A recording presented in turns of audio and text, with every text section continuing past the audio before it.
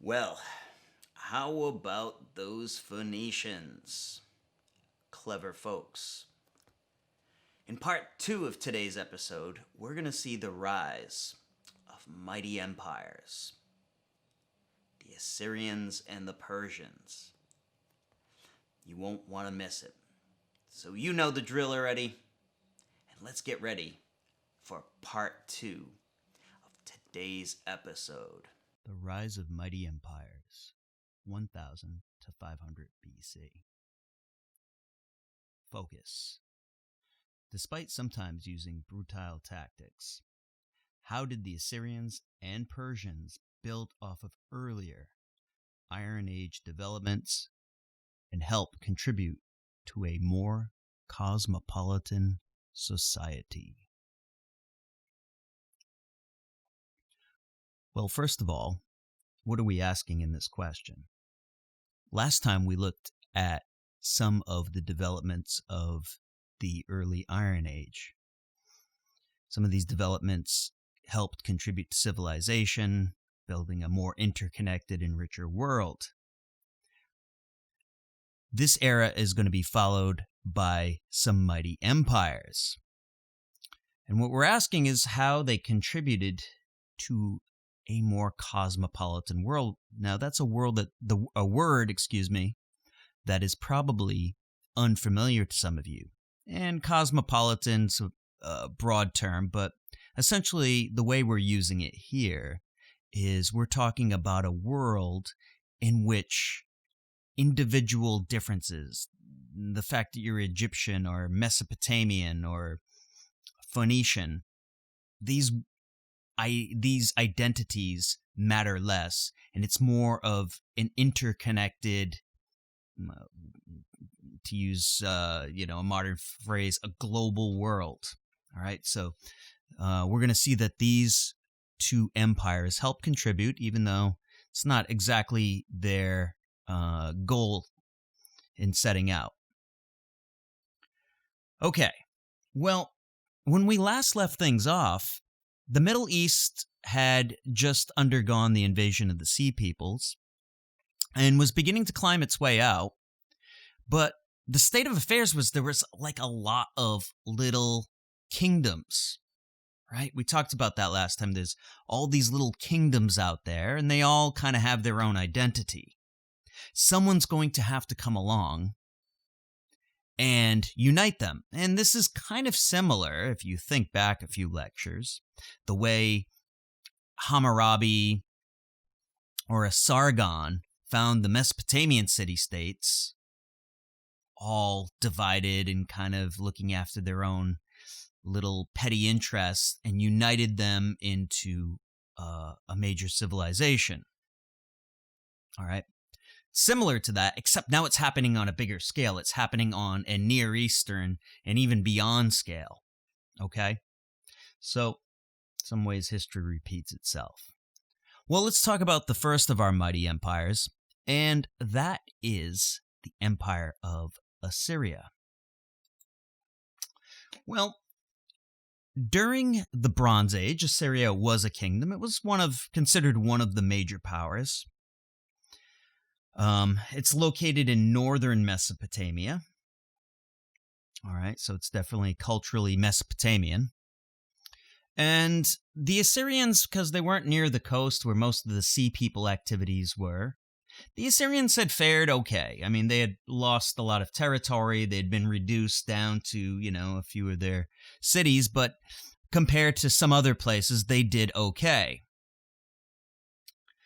And the Assyrians, throughout the entirety of their existence, they lived at the foothills of the Zagros Mountains. And I mentioned the Zagros had a lot of warlike barbarian tribes in it. And so the Assyrians had to deal with violence their entire existence. And we're going to see that plays a big part in their identity. Well, Assyrian society was really united around its king. The king was very autocratic. That means he pretty much, his word was law. Okay, so he's a very, you know, powerful and authoritarian type king. Now, the main god in the Assyrian pantheon was a god called Ashur. And Ashur was a very warlike god. The Assyrians believed that Ashur wanted them to take over the entire world on his behalf, kind of like Assyria's version of Manifest Destiny, that the entire Middle East was there for Assyria to take over. And the Assyrian king saw himself as bringing Ashur's peace and tranquility to the world. And so he went out on annual campaigns to try to enhance the Assyrian territory. Now, the backbone of Assyria was its army, particularly its infantry. The Assyrians early on had seen the potential of iron weapons. Remember I said iron weapons are cheaper and they're also better. And it's really the Assyrians that start this tradition. It's going to be a long tradition of arming their populace as infantrymen and just having this massed population of infantry, something that the later Persians, the Greeks, and the Romans are going to also take part in. And so the Assyrian king conscripted his entire population. If you were a male Assyrian, you were automatically eligible to be in the army. Now, eventually, the Assyrians were probably able to field an army of maybe 100,000 men, by far the largest army that had ever been on the planet. Okay? In addition to, these militia, if you want to think about it, these guys who would be called up during certain times, the Assyrians had a really good professional army, a standing army, one that was ready to go. Furthermore, the Assyrians seemed to be the first people to incorporate military engineers into their units. The Assyrians had certain people whose only job it was to think of military solutions to problems. So some of these might be logistics, building bridges for the army to cross, building siege weapons, building battering rams like you see on your screen here, all sorts of various instruments of war. And so the Assyrians, more than any other people before them, took fighting really seriously. Now, the Assyrians would sometimes rule through vassals. In other words, they would intimidate a country into surrender and then make that country its vassal, kind of underneath it. The king could stay, but they would owe tribute to the Assyrians. But as the Assyrian Empire grew, eventually these vassals would be incorporated into the empire. So once Assyria felt secure enough, they would just say, well, guess what? You got to go. You're now a province, and we're going to put a governor. The king has to go. And eventually Assyria had 25 different provinces. Oftentimes the Assyrian king would appoint a governor.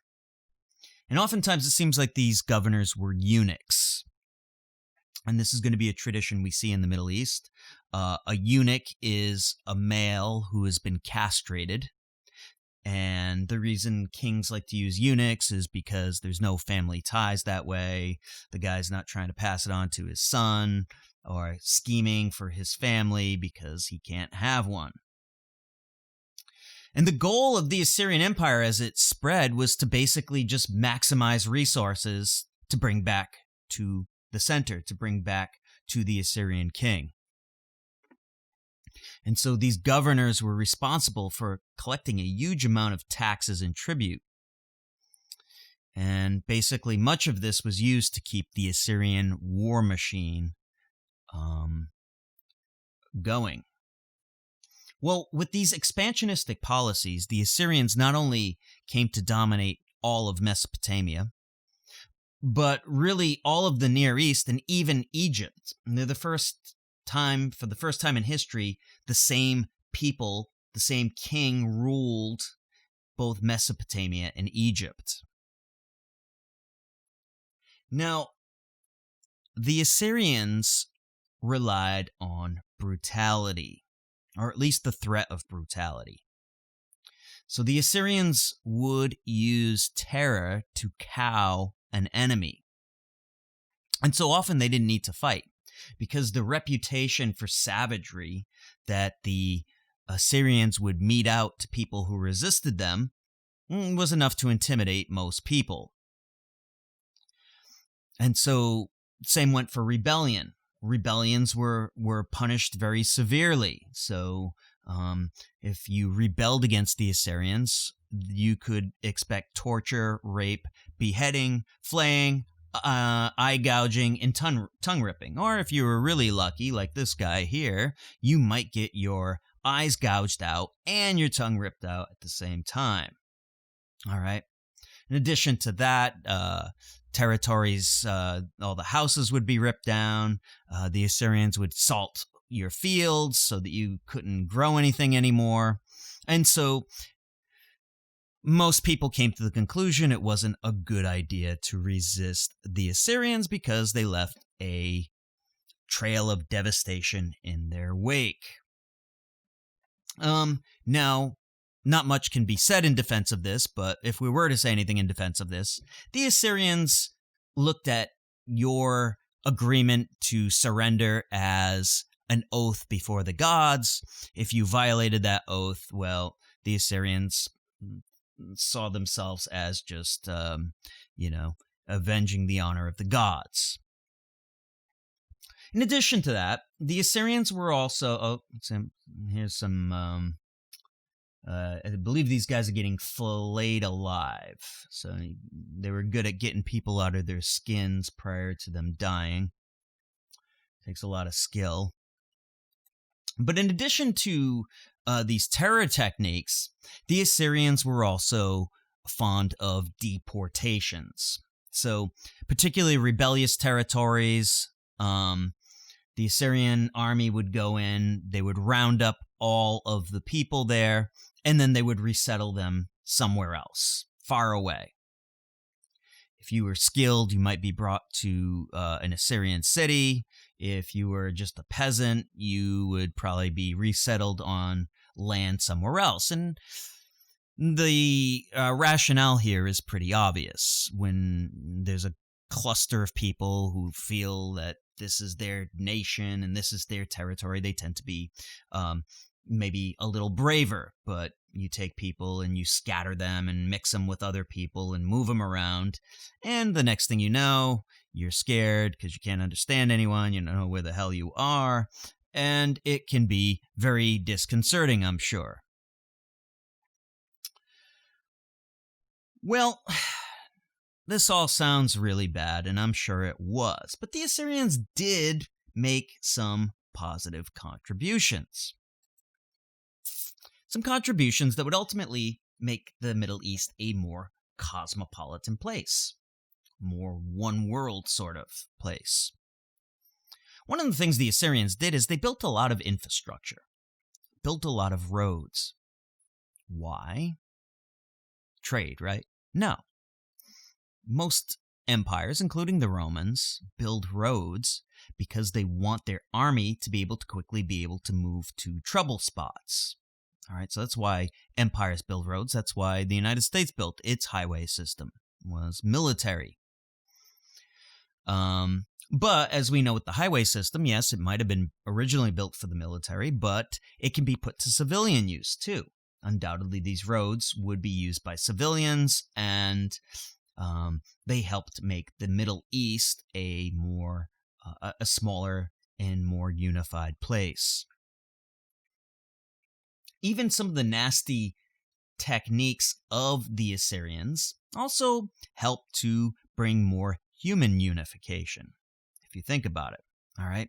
So one of the things the Assyrians would do is they would plant military colonies of Assyrians in conquered territory. Well, of course, once you plant people down, they get to know their neighbors, and next thing you know, they're probably intermarrying, and there's a lot of cross-cultural sort of things going on. People who were deported, it probably sucked, but it kind of mixed up the Middle East, made it kind of like a giant melting pot, really. And the fact that the Assyrians needed to administer this territory, well, they relied on the languages and the scripts that were already there, namely Aramean, which we spoke about last time, this international language, and the Phoenician alphabet. And so people could communicate, and both in writing and in speech more easily. The Assyrians also weren't barbarians when it came to the arts. They were very skilled at relief carvings. That's a type of carving done in stone, as you can see here. It's not quite three-dimensional, but sort of. They were really good at making animal forms, especially lions, and see all kinds of hunting scenes and such. One of the creatures that the Assyrians were fond of making as guardians were these winged bull, human-headed creatures, and they were used to guard the entrances of doorways. So the Assyrians definitely had their own unique art style. Now, with all the resources and all the people being brought to Assyria, they also built some of the biggest monumental structures. All right, gigantic palaces for the king. Craftsmen were brought in from all over the Middle East. And the Assyrian kings were also fond of collecting literature, believe it or not. When they weren't ordering people's eyes gouged out, they were big fans of literature. And so one of the libraries that was discovered in Nineveh, one of the capitals of Assyria, had over 20,000 cuneiform tablets, and is one of the primary resources that archaeologists and historians use to learn about the Near East. So how about that? Well, despite their eye-gouging literary ways, as you might be able to guess, the Assyrians were not very popular. One of the problems that the Assyrians dealt with was the age-old problem of barbarians. The Assyrians had a hell of a time with the Arabs, who were just to the south of them along their borders, and they never really did quite figure out how to deal with these Arab raids into their territory. In addition to that, nomads from the Zagros and from the steppe also made repeated incursions into Assyria that they found very difficult to deal with. Oh, and go figure, the Assyrians weren't very popular with a lot of the people that they had conquered, especially people who had strong ancient traditions like Babylon and like Egypt. And so these two areas proved to be continuous sources of problems for the Assyrians. Perhaps what ultimately brought the Assyrians down were structural issues, though. The state was highly centralized, and it could hold together as long as things were strong at the center. But one of the problems that the Assyrians repeatedly had was issues over who was going to become the next king. These types of things lead to civil wars, and in a highly precarious system like this, civil war is not what you want. The high taxes that were demanded to pay the army worked as long as everything went smoothly, but you have civil war, you have rebellion, and next thing you know, the taxes aren't being collected, the army's not being paid, nobody likes the Assyrians, and in one of the most rapid collapses, really in about a 20-year period, Assyria went from the height of its power to complete destruction in the year 612. Their capital, Nineveh, was besieged, and the Assyrian Empire came tumbling down very fast. Undoubtedly, many people felt the way that the Hebrew prophet Nahum felt when he writes, "Nineveh is devastated. Who will bemoan her? There is no assuaging your hurt. Your wound is mortal. All who hear the news about you clap their hands over you. For who has ever escaped your endless cruelty?"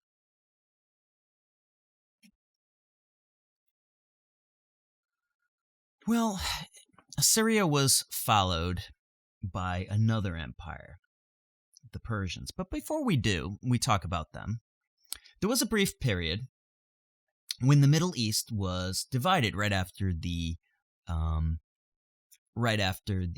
collapse of Nineveh. Now, one of the groups that had brought down the Assyrians were the Babylonians. As I said, southern Mesopotamians never quite reconciled themselves to Assyrian rule. And so the Babylonians were one group, and another group, I mentioned the Zagros Mountains. One of the groups in the Zagros were the Medes. And these two groups, working in concert, had brought down the Assyrian Empire. And they had divided the former Assyrian domains.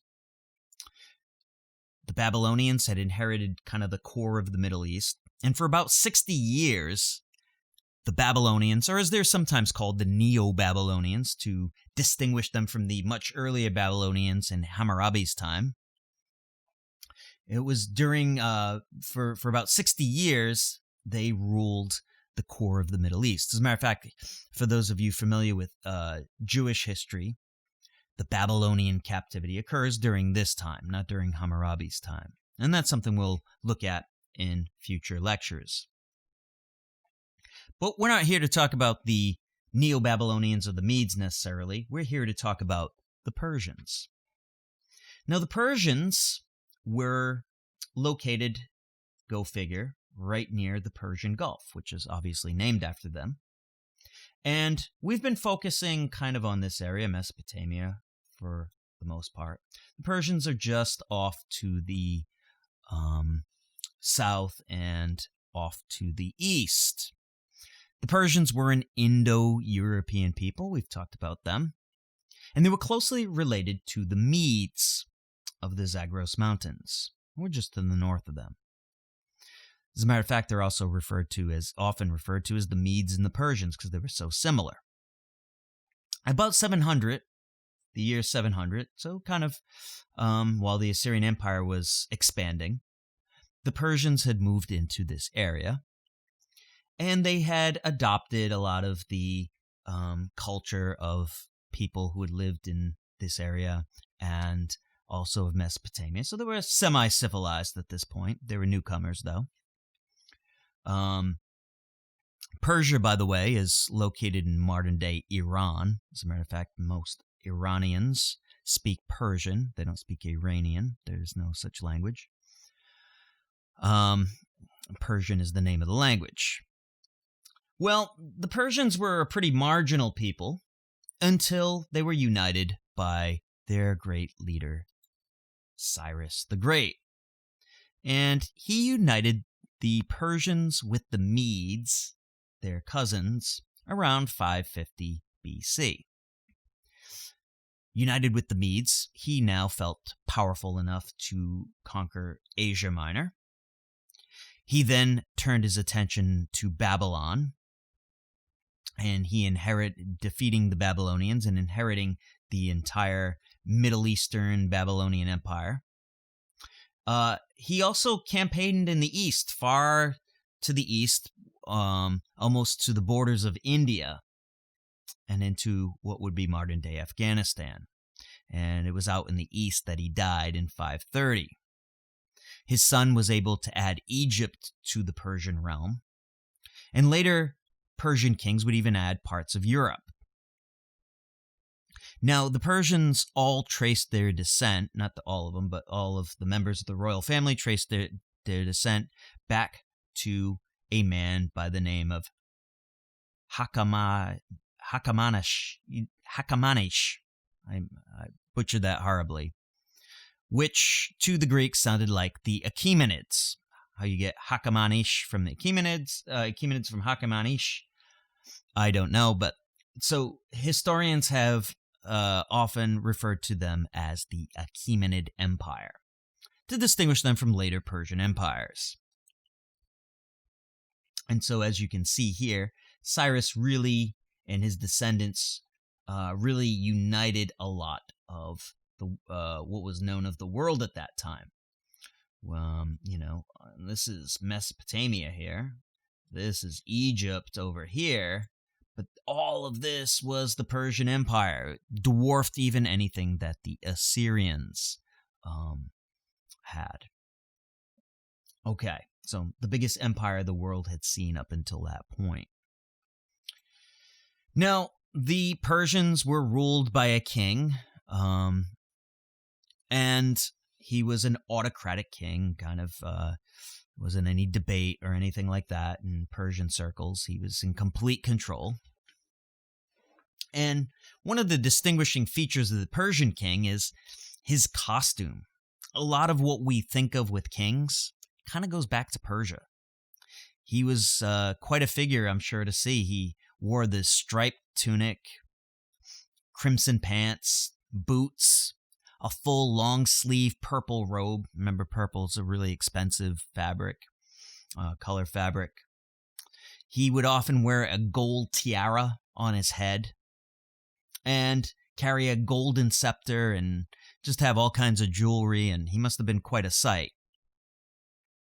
Now, he was regarded as so great and so pure that when servants would come into his realm, they would have to cover their mouth like this gentleman is doing here, so that the king wouldn't have to smell your breath, I guess. Furthermore, servants also came and they would prostrate themselves on the ground. That is, they'd do a complete faceplant and lay on the ground until the king told them to get up. The king also walked on his own exclusive red carpet. Yeah, the red carpet treatment goes back to goes back to Persia. And the Persian king would be the only one who could actually walk on this carpet. And because the Persian Empire incorporated so many other kingdoms, and all these kings were beholden to the Persian king, he was often referred to as the King of Kings. Now, the Persian army was made up of a corps of 10,000 infantrymen called the Immortals. And they were called the Immortals not because they never died, but they were called the Immortals because when one did die, he was automatically replaced, and so there was always 10,000 of them. The Persians were really good at bows and arrows, spears, and various missiles and darts and things like that. They were superb cavalrymen. They were great on horseback. Persian archers could ride at full gallop and fire, and they were just quite impressive, I'm sure. In addition to that, being part of the Persian Empire meant that you were eligible to be called up in a draft. Because the empire was so large, ancient sources claim that the Persians could field an army of 2 million men. They almost certainly never fielded an army that large, but there was the potential there anyways. Now, the Persian Empire was divided into satrapies, and this is simply the Persian word for a province.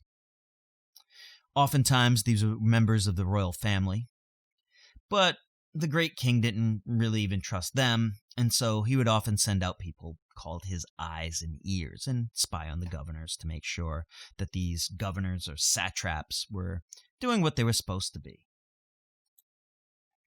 Like the Assyrians, the Persians were great road builders. The most famous of these roads was the Royal Road, stretching all the way from the Persian Gulf down over here to the Mediterranean over here, something like 1,500 miles long, guarded with Persian soldiers along the way. The Persians even had a postal system, specifically for the great king. It's claimed that the Persian postmen could travel all the way from Susa on the Persian Gulf to Sardis in about 7 days, 1,500 miles, which is pretty impressive. Normally, for most people, this would take 3 months, but because of all the horses along the way and way stations and posts, which is where we get the postal system from, because people were posted with horses. Yeah. Well, this postal system was so impressive that the Greek historian Herodotus wrote a little poem to it. He claims nothing human travels as fast as these Persian messengers. Neither snow, nor rain, nor heat, nor darkness of night prevents these men from completing their designated stages with utmost speed. And it may sound familiar because it was borrowed by our post office. In addition to these roads, the Persian king was the first major empire to use coinage, and so people must have traveled and traded and moved about with this Persian empire in place. Now, unlike the Assyrians, the Persians kind of took a 180 on how they treated people that they had conquered. The Persians tried to respect local autonomy as much as possible. Perhaps they'd seen that Assyrian aggression was ultimately a failure. And so the Persians did divide up their territories into provinces or satrapies. Oftentimes these satrapies were so large themselves that there were many ethnic groups in there. And one of the unique features that the Persians did is they allowed people to keep their own government. Of course, there was still a governor over them, but oftentimes the Persians found that it was just easier to keep the local rulers in place and to not rock the boat too much. As long as these rulers were loyal to the great king, there was really no reason for them to go. And so they would try to work within the existing framework as much as possible. In other words, in Mesopotamia, they used cuneiform. In Egypt, they used hieroglyphs as part of their administration. Various city-states were allowed to keep their leaders or their form of government. They left petty kings in place. The idea is if people respect these individuals and these individuals are willing to work with the Persian king, then why not leave them in place? The Persians were also enlightened when it came to religion. Cyrus in particular, when Cyrus conquered Babylon, for instance, he rebuilt